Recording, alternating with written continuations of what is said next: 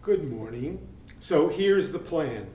Today we're going to do chapters 10 and 11, and next week we're going to finish up with the last chapter, chapter 12, in the book of Kohelet.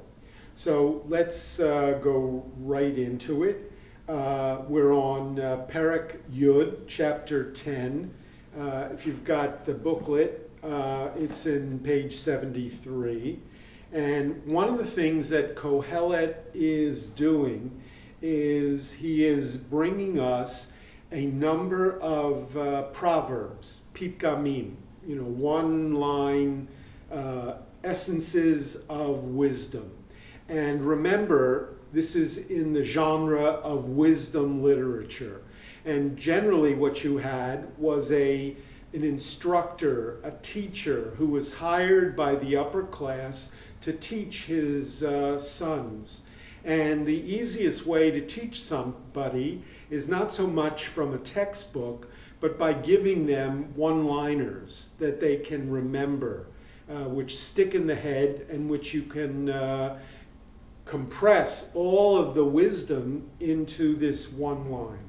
Sometimes what's going to be happening is Kohelet is using well-known proverbs, either from Israel, or sometimes we see that there's a similarity to the ancient Near East proverbs that people knew, maybe from Egypt, maybe from Mesopotamia, and either he's passing them off as here's generally accepted wisdom, or sometimes he's going to say, you all know this proverb, well, I'm not so sure that's really wise. So sometimes he's going to upset it, sometimes he's going to affirm it. Chapter 10, and again, one of the things about a proverb is it needs to be short, it needs to be pithy, needs to be something you're going to be able to repeat and memorize, and something that's memorable. Memorable often because of the image that it gives us. You see that right away. Dead flies turn the perfumer's ointment fetid and putrid. Okay, so imagine somebody's working very hard to create a perfume. Along comes dead flies, which are attracted, which fall into it, which die, and then all of a sudden these tiny little flies cause all the work and money and effort that went into making an ointment or a beautiful perfume, all of a sudden it stinks. So one little thing can screw up something much bigger. An incredible image, nobody's going to forget that, dead flies falling into the perfume. And what is the point of this? He says, so a little folly outweighs massive wisdom. You can imagine that here's the tutor, the wisdom tutor, who's teaching these teenage boys of the rich, guy, and he's telling them, you make one stupid mistake and it's going to ruin everything. So he's trying to warn them. One of the things I want to do today is to refer to a couple of different teachings of the rabbis in Midrash Rabbah. Now, just remember the time frame. Kohelet, we're assuming, is 3rd century, 2nd century BCE. The Midrash is probably 2nd century, 3rd century CE. So it's a couple of hundred years later, and the rabbis are dealing with the teachings. On the one hand, this is the Bible. It's sacred, so it's an appropriate place to quote and to build a rabbinic teaching around. On the other hand, we've got a lot of stuff in Kohelet that the rabbis were saying, really?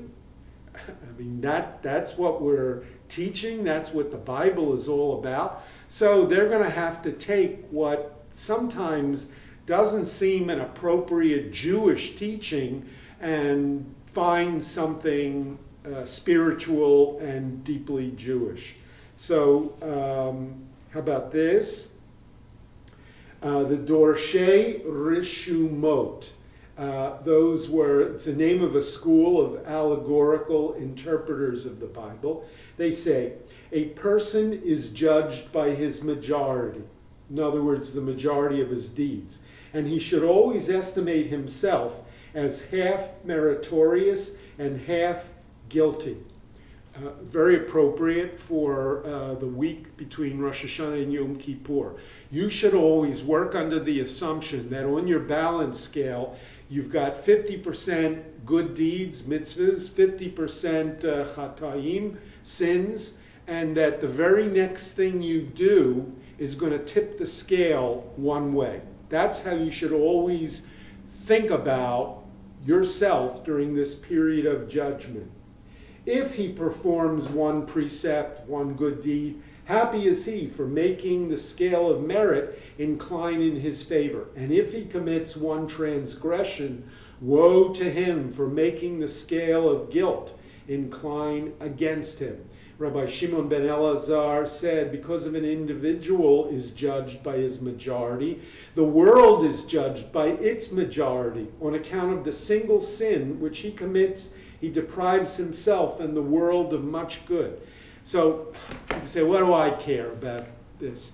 It's not just you, it's the entire world. You should go into Rosh Hashanah and the 10 days in Yom Kippur, assuming that you are 50-50, and the very next thing you do is going to tip the scale. And you should assume that the whole world is 50-50, and God is waiting for the very next person to do either one good thing or one bad thing, which is not only going to tip that person, but it's going to mean whether the world exists or is destroyed. The idea of a person doing one little deed has the power to save that person's life. Moreover, it has the power to save an entire world, right? One small deed can change the entire world, doom the entire world. So that's what we get. The idea of one small dead fly falls into the perfume and the whole thing stinks. Right? Similarly, one small mitzvah, one small sin, and that's where we're at. So, verse 2.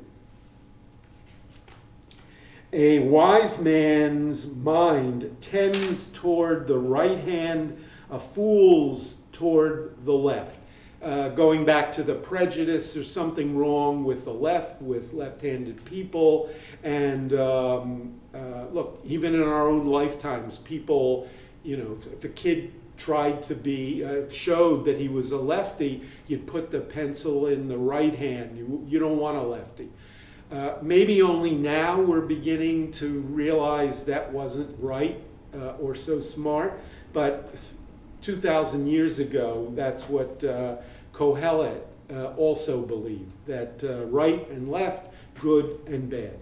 A fool's mind is also wanting when he travels, and he lets everybody know he is a fool.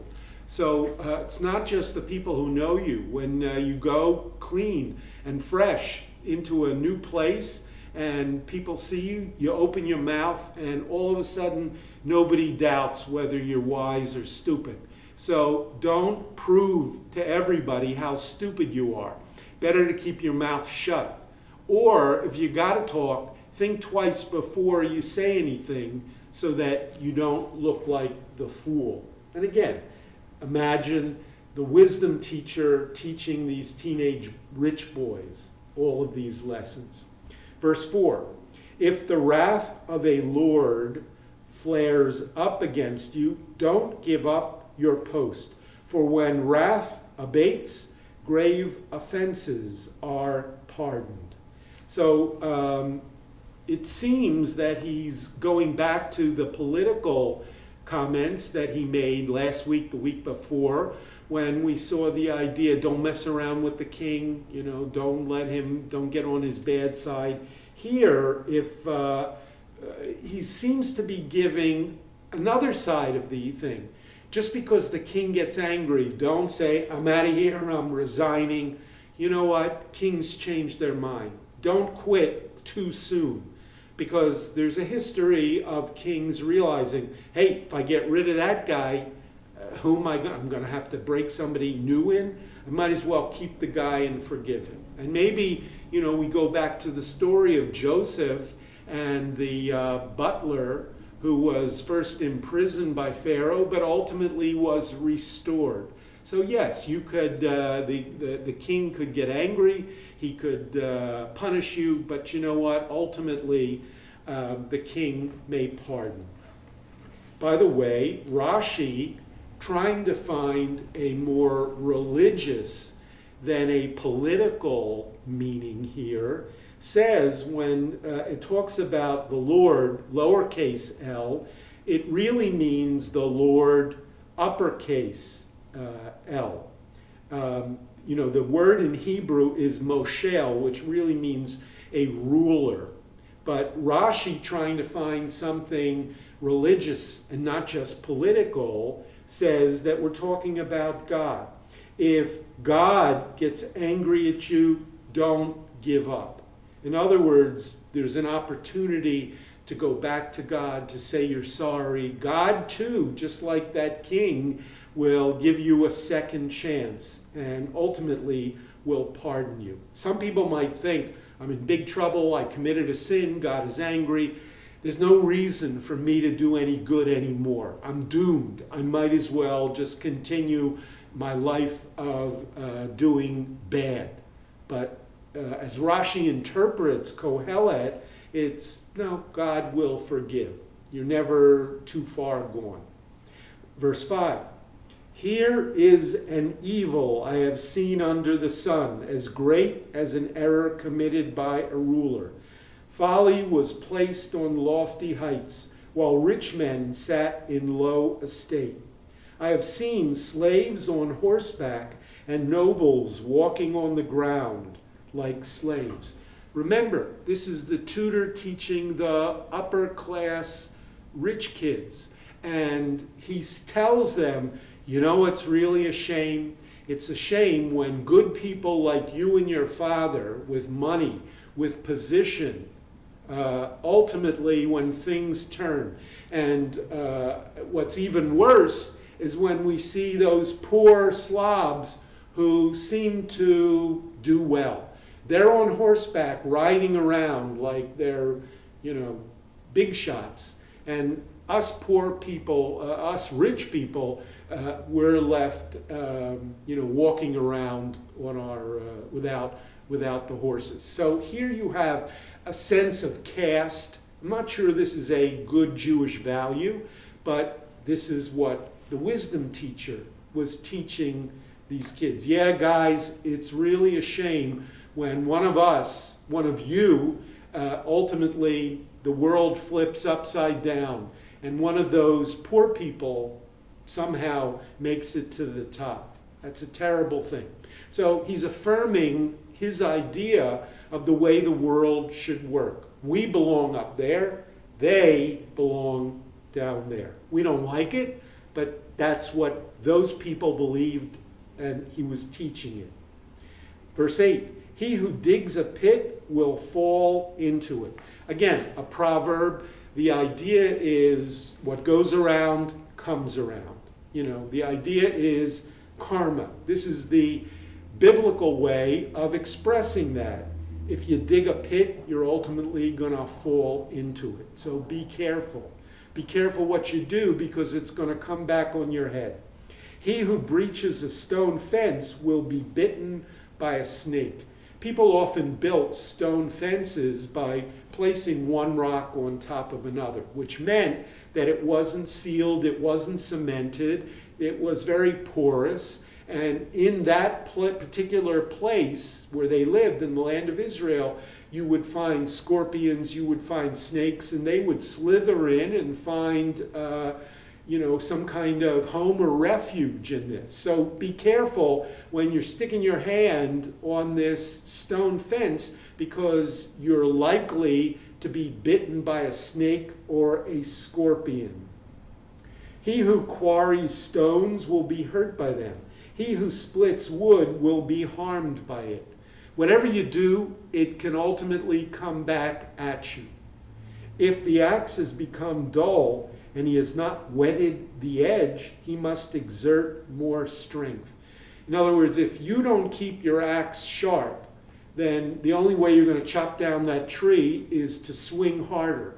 You swing harder with a dull axe, chances are it's going to slip out of your hand, or that the iron head of the axe is going to fall off of the wood and somebody's going to get hurt.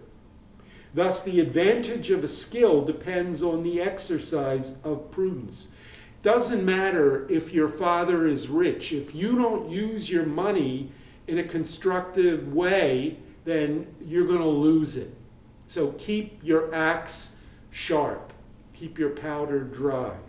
If the snake bites because no spell was uttered, no advantage is gained by the trained charmer.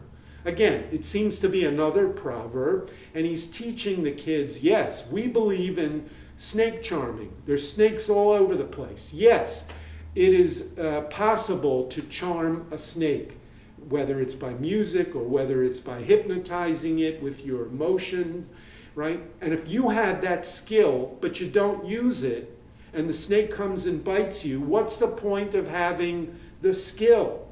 So you rich boys, you have money, you have position, but if you don't use it wisely, then what's the point? You're being stupid. 12. A wise man's talk brings him favor, but a fool's lips are his undoing. You boys better listen to what I'm teaching you, because if you don't, you're going to do something stupid, you're going to say something stupid, and you're going to lose everything. His talk begins as silliness and ends as disastrous madness. Yet the fool talks and talks. Right? So again, a message to these kids hanging out on street corners talking stupid. That's not the way to survive or to get ahead. Verse continues, a man cannot know what will happen. Who can tell him what the future holds? And then we also see in 15, a fool's exertions tire him out, for he doesn't know how to get to a town. People lived in small estates. Everybody knew where the town was. That was the center of life. And yet a fool, he can't find his way to to where that is. So here we have another interesting midrash from the rabbis. They tell us the following. The labor of fools wearies every one of them. In other words, a disciple who stands without making progress in his study, for he knows not how to go to the city. Should he not go to his teacher who will restore his learning to him? Again, the Midrash, the rabbis, 2nd, 3rd century, are trying to take what was secular wisdom and trying to give it a rabbinic spin. And to them, wisdom equals Torah, study of Torah. Another interpretation of the labor of fools wearies every one of them. They give us the story of Yiftach. You know him as Jephthah. Remember, Jephthah was in the period of the Judges. He was a leader of the Jewish people that arose every generation or so to lead one tribe or several tribes against their enemies, Ammonites, Philistines, whoever it happened to be. And remember, Jephthah, Yiftach, made a vow. He said, God, if you give me this victory, when I return home, the very first thing I see, I'm going to offer as a sacrifice of thanks to you. Okay, a stupid vow. We've already heard about making stupid vows. Yiftach makes this vow. He is victorious. He comes back home, and who runs out to greet him? He doesn't see, like he thought he would see, one of the flocks of sheep out in the field. Instead, the very first thing he sees is his daughter running out to hug and kiss him. He says, oh my God, I made a vow to God. first thing I see I have to offer is a sacrifice of thanksgiving, right? So, however, the rabbis, I don't know whether Yiftach lived maybe 1100 BCE. The rabbis, by the time that they come around, 200, 300 CE, there was a way out of such a vow. And it's what we call, what they called hatarat nidarim, the release of a vow. It's what we call kol nidre. The whole essence of kol nidre is all the vows that we made that we can't keep, don't want to keep, forgot to keep. Please forgive us, God. So we have that notion. The rabbis had a notion that on Rosh Hashanah, every Rosh Hashanah, you would come before three people and you would say, I made a vow, please release me. The three people constituting a Beit Din would say, you are released. You could get out of it. So the rabbis are throwing back from the 3rd century CE back to Yiftach in the 1100s, 12th century BCE. They're throwing back this idea of you can release a vow. But Yiftach said, well, the question is, should he not have gone to Pinchas? Pinchas was the Kohen Gadol, the high priest, grandson of Aaron. So Yiftach made this stupid vow. He can't kill his daughter. What he could have done is went to the high priest and said, I said a stupid thing, please get me released from this vow. But Yiftach remarked, shall I, a chieftain and ruler in Israel, go to Pinchas? In other words, let him come to me. I'm not going to him. Pinchas, at the same time, says, I, the high priest, shall I go to somebody who is ignorant? No. Let him come to me if he wants his vow released. Between the two of them, the poor girl perished, and they were both condemned for her blood. Because of ego, this guy wouldn't go to him, that guy wouldn't go to him. The vow stood, and Yiftach said, I have to annul the vow. I have to fulfill the vow, I have to kill my daughter, which he did. Right? So again, the idea that stupid people put things like ego above something like the life of your daughter. Okay, so we're 16.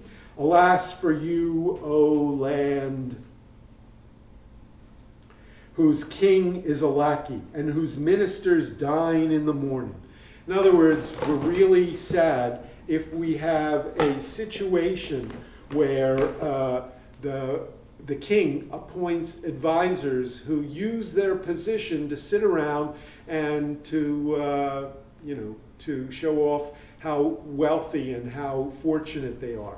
They eat banquets in the morning instead of waiting for the appropriate time for wine and for a banquet. Happy are you, O land, whose king is a master, whose ministers dine at the proper time with restraint, not with guzzling. Right? So again, the king appoints people, the president has a cabinet, and it seems that these people are appointed and they see that their position is not to do the people's work, not to help people, but it's rather to what's in it for me? How much can I steal? How much can I enjoy?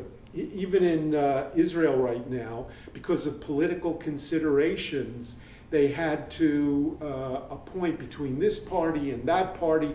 They have a cabinet with 32 ministers in it. And each minister gets his own car and driver. And each minister often has a deputy, and sometimes he gets these things as well. So Israel, which is suffering, from an economic crisis on top of the pandemic, and in order to keep the government going and make this party happy and that party happy, you've got 32 cabinet ministers, and each one with all their offices and privileges and cars and guards and drivers, etc. And, it's almost as if maybe you should have read the book of Kohelet. This is not wise. This is stupidity. So we go on. 18. Here is another proverb. Through slothfulness, the ceiling sags. Through lazy hands, the house caves in. What are they talking about? In Israel, in many places still today, in where Arab homes are, but certainly back then, people had flat roofs. And, people would often sleep on the roof, or you would use the roof as a way to lay out some of the harvest, to dry. So it was another room up there on the roof. But it was critical that, and there was a rainy season. I'm not sure if they had leaders and gutters like we do. So what was necessary is you needed to constantly make sure that the roof didn't leak, because if there was a leak, the water would ultimately seep in, not only leak into the house, but it would weaken the roof. And eventually, when people went up on the roof that was weakened by water over the course of time, the whole roof could cave in and people would be killed. So how do you prevent this? The idea is that you had to put lime or some kind of sealant regularly on the roof, and make sure you do this. If you're lazy, if you're slothful, and you say, it's too much of a hassle to go up, I'm too busy, I'm too tired. So you know what? The water's going to eat into the roof, it's going to leak, it's going to collapse, you're going to die. Through slothfulness, the ceiling sags. Through lazy hands, the house caves in. They make a banquet for revelry, wine makes life merry, and money answers every need. Don't revile a king, even among your intimates. In other words, be careful what you say. The walls have ears. Even among your friends, be careful what you say. It's going to be repeated. It's going to get back to people that you don't want to know what it is that you said. Here's the tutor telling the rich boys, guys, you be very careful in what you say, even to your friends, because either they're going to betray you, they're going to talk, they're going to say to somebody else who doesn't know it's a secret, words are going to get around, you're going to be in, keep your mouth shut. Better not to say anything than to get in terrible trouble. Don't revile a rich man even in your bedchamber. Right? Remember, in those days, I'm not so sure how private homes were. Windows may have just been openings, and people standing outside could basically hear what was going on inside the house. And certainly at night, when people were going to sleep, there wasn't a lot of noise outside, and things that you say, even in bed, could potentially be heard outside in the street. So be careful. For a bird of the air may carry the utterance, and a winged creature may report the word. Now, clearly, a bird is not going to hear and say, but again, a proverb that sticks in your mind the image that the bird, sitting on your windowsill, hears what you said, flies off, who knows where it's going to go, who knows what chirping it's going to do, and pretty soon everybody is going to know. So we go into chapter 11. Send your bread forth upon the waters, for after many days you will find it. Again, a proverb. It's pithy, it's easily remembered, There's a picture to it. There's an image. You throw your bread in the water like tashlich, but what's going to happen? Eventually, what you throw back into the water, the waves are going to bring. Whatever you throw out is going to come back to you. And here they mean it in the positive sense. Shlach lachmecha al pnei hamayim, ki barov hayamim timtza ehu. It's even poetic. Listen to the way that the rhythm is. Shlach lachmecha al pnei hamayim, ki barov hayamim timtza ehu. Something that people could memorize, they could picture what this is doing in their minds. So here's another famous midrash. Okay, this is a great story. Listen to this. Bar Kapara, this is one of the rabbis of the Babylonian Talmud. Bar Kapara, we don't even know his first name, he's simply the son of Kapara, was walking up and down the cliffs by the sea at Caesarea, when he saw a ship which had been wrecked in the ocean and a proconsul, a Roman, emerging from it naked. So there's a shipwreck. One guy is able to save himself, comes on shore. He's got nothing, not even clothes. On seeing him, Bar Kapara went to him, greeted him, and gave him 2 selas. In other words, a couple of dollars. What else did he do? He brought him to his house, gave him to eat and drink, handed him 3 more selas and 3 more bucks, and said, on a great man like you, one should expend 3 more selas. Sometime later, right? So he helps this guy, saves him, gives him $5 to get started. Sometime later, Jews were arrested in a riot. They asked, who will go and intercede for us? And they said one to the other, Bar Kapara is the man to go, because he is highly esteemed by the government. He told them, you know that this government does nothing without being paid. In other words, if you think the Romans are going to listen to me because of me, you got something coming. The only thing that's going to work to save the Jews from the Romans is a bribe. They said to him, here are 500 dinars. Take them and go to intercede for us. He took the 500 dinars and he went to the government. Now, who should happen to be the leader? The same guy that Bar Kapara had saved from the shipwreck. When the proconsul saw him, he stood up and greeted him and asked, why has the rabbi troubled to come here? He answered, I beg of you to have mercy upon these Jews. He said, you know that this government does nothing without being paid. So his first response is, forget it. Show me the money. He told him, I have with me 500 dinars. That's a lot of money.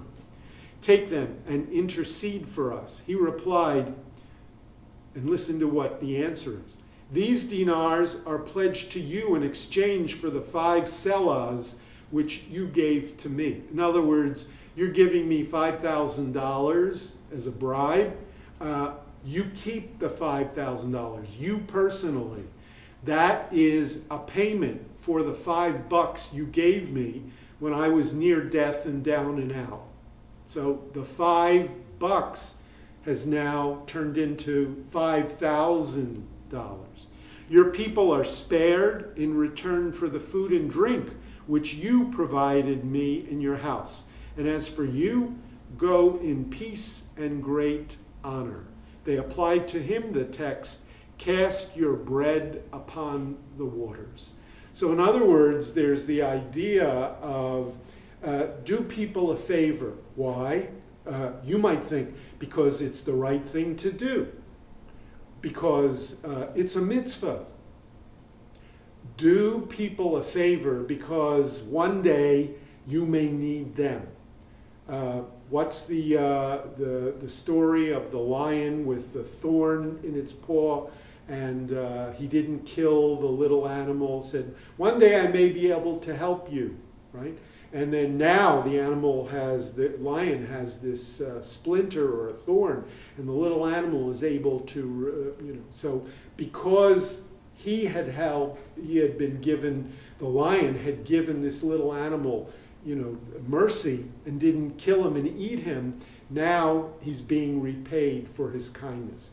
Again, not what you would have thought that a rabbi would have taught.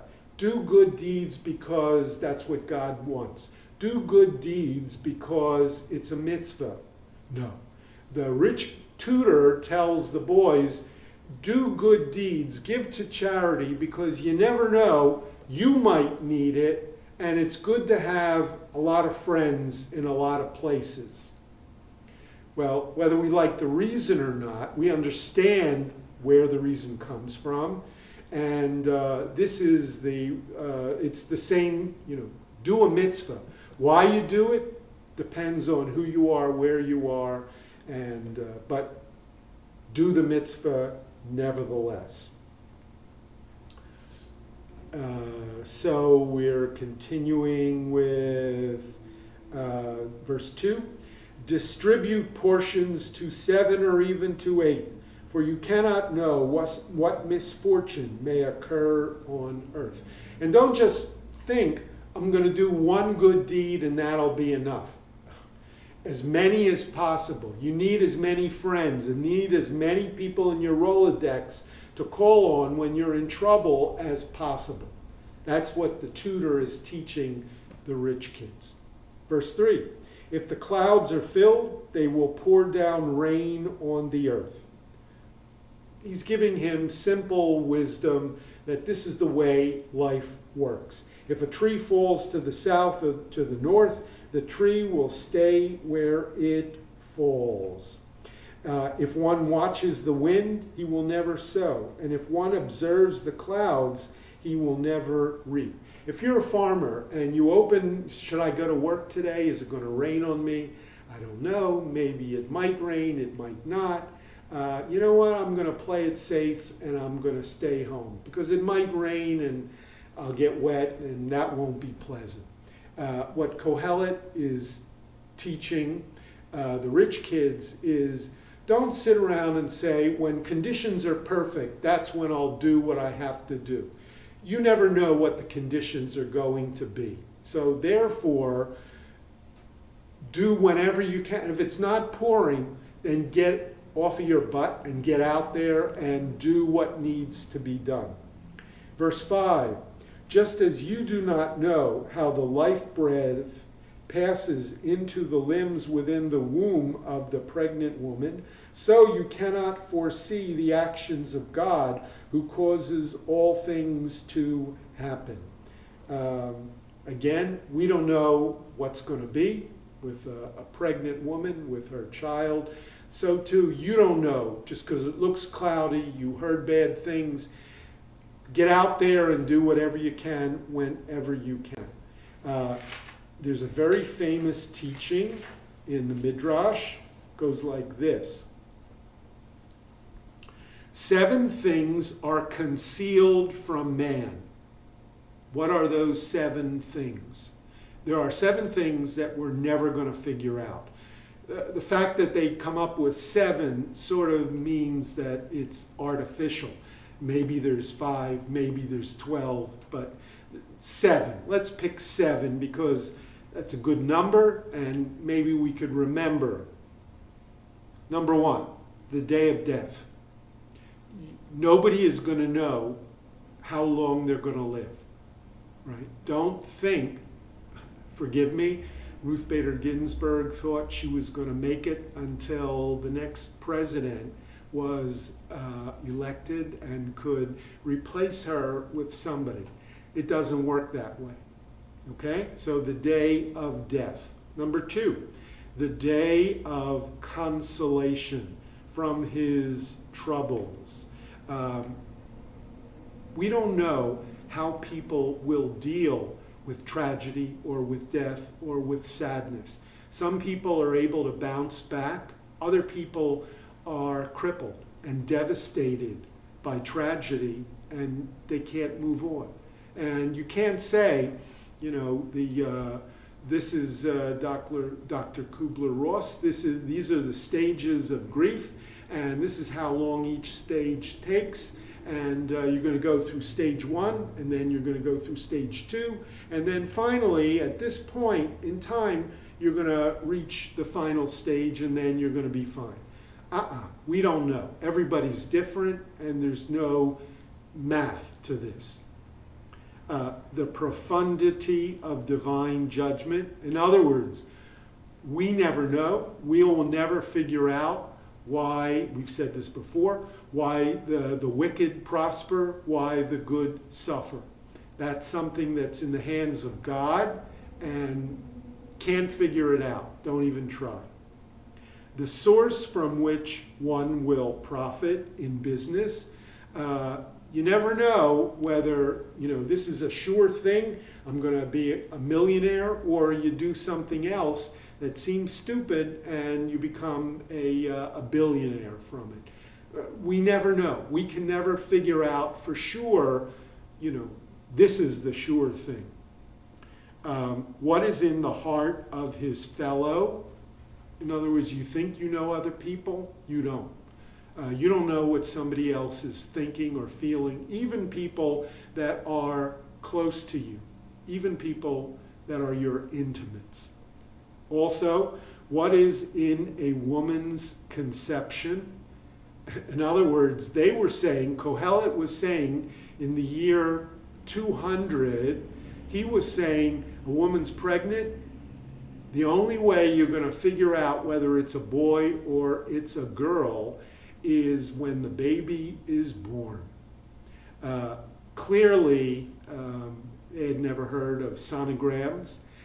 So I guess we have to reduce our number to 6 instead of the 7 things that are concealed from man. And when the kingdom of Edom will fall. Edom, the Edomites were a local tribe. They were neighbors of Israel, and today what would be sort of south of the nation of Jordan. The Edomites originally traced themselves back to Esau. So in a sense, the Edomites were distant relatives of the Jews, descended from Jacob, the brother of Esau. And by the time that Kohelet was writing, which is 3rd century BCE, right, there were no Edomites anymore. And if there were, they were a small, miserable, insignificant tribe. However, the rabbis of the 2nd, 3rd century CE use Edom as a code word. Edom, by the way, the word itself means red. You'll remember Esau had reddish skin, very ruddy. And so he was nicknamed Red. That was his nickname. And the Edomites, the people who were descended from Esau, are sort of called the Redskins, if you like that or not.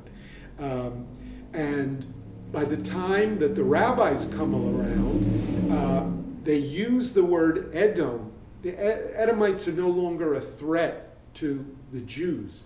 But one of the things that we can't say is, who knows when these damn Romans will be gone and defeated? So instead, we refer to them as the Edomites. Remember, the color of Rome and of the robes of the Roman soldiers was red. And, the idea was that using this code, hopefully the Romans wouldn't see it as a subversive statement by the Jews. So there we have the 7 things which we will never be able to figure out. The wisdom teacher is telling the students, guys, I'm going to tell you everything you need to know. but there's a lot that none of us are going to be able to figure out. So you know what? Be humble about it and accept it. Verse 6. Sow your seeds in the morning, and don't hold back your hand in the evening, since you don't know which is going to succeed. So here we've got another one, very interesting. Rabbi Eliezer says, if you have sown in the early season, sow also in the late season, because you do not know which will succeed for you, whether the early or the late sowing. So he's giving an agricultural answer, that what Kohelet was talking about is, don't just think, well, I'll save the work to the late season. Or I already sowed in the early season, no reason to work in the late season. No, he wants you to be hardworking, industrious, sow now, sow later. You don't know which one is going to take, which one is going to be successful. Here's another one. Rabbi Yoshua has a different explanation. By sowing, he sees this almost in a sexual sense, which means he's talking about the idea of marriage. If you are married in your youth and your wife died, marry again in your old age. If you had children in your youth, have them also in your old age. And he quotes here. And then we have a third interpretation. We've got Rabbi Yishmael, who says it's not about marriage and it's not about farming. What it's about is Torah. If you have studied Torah in your youth, study also in your old age, because you do not know which knowledge of Torah will endure, whether that of your youth or of old age. You can't say, you know what, I studied in yeshiva, I went to yeshiva as a kid, I don't need to learn anymore. I got it covered. No, you got to learn then, you got to learn now. And then Rabbi Akiba, following Rabbi Yishmael, speaking about Torah, he says, I had 12,000 disciples, and they all died during my lifetime between Passover and Shavuot. One of the reasons that Lag BaOmer, 33rd day of the Omer, is considered a happy day in the sad period between Passover and Shavuot, one of the reasons given is because Rabbi Akiva had 24,000 students who died during this 7-week period. And apparently the plague, whatever it was, ended on, or didn't take anybody on Lag BaOmer on that day. So that finally there remained to me only 7. I lost 24,000 students. I spent my whole career raising students, and all of them died except for 7. And he names them: Rabbi Yehuda, Nehemiah, Meir, Yossi, Shimon Bar Yochai, Eliezer, son of Rabbi Yossi HaGalili, and Rabbi Yochanan HaSandlar. So he said to them, the 7, the former only died because they were envious of one another in knowledge of Torah. Do not follow their examples. At once they arose and filled all the land of Israel with knowledge of Torah. So Akiba lost 24,000 students when he was younger, and now he's an old man, and he says, I can't give up. And so I'm going to teach again. And if I only have 7 students, fine. The 7 will teach others, and it will progress exponentially. Verse 7. How sweet is the light. What a delight for the eyes to behold the sun. Even if a man lives many years, let him enjoy himself in all of them, remembering how many the days of darkness is going to be. The only future is nothingness. So here again, we see the main teaching that Kohelet gives us, which is, when you have an opportunity to enjoy, enjoy. Don't put it off, because you never know what's going to be. And then he says in verse 9, Samach bachur b'yaldutecha. O youth, remember, it's the teacher teaching the teenage rich kids. O youth, enjoy yourself while you are young. And here he's telling them, don't think that what I'm saying is work hard, nose to the grindstone, don't enjoy yourself. No, I want you to have a good time, but not too much. So it's the middle way, it's the middle path. Not too much, not too little, just right. Let your heart lead you to enjoyment in the days of your youth. You're young, don't screw it up. Follow the desires of your heart and the glances of your eyes. But, here comes the big but. But know well that God will call you to account for all such things. All right? So in other words, yes, I want you to have a good time. But make sure you don't go overboard. Because God is going to, you do something wrong, something too much, you're going to have to answer to God. So find the balance. I don't want you to be poring over the books or working hard and never enjoying. On the other hand, if you go crazy, you're going to get killed. Either you're going to do it to yourself or God's going to do it to you. Enjoy when you can, but make sure at every moment you are always thinking, what would God say? Would God be happy with what I'm doing? And if the answer is no, then don't do it. But know well that God will call you to account for all such things. 10, and banish care from your mind.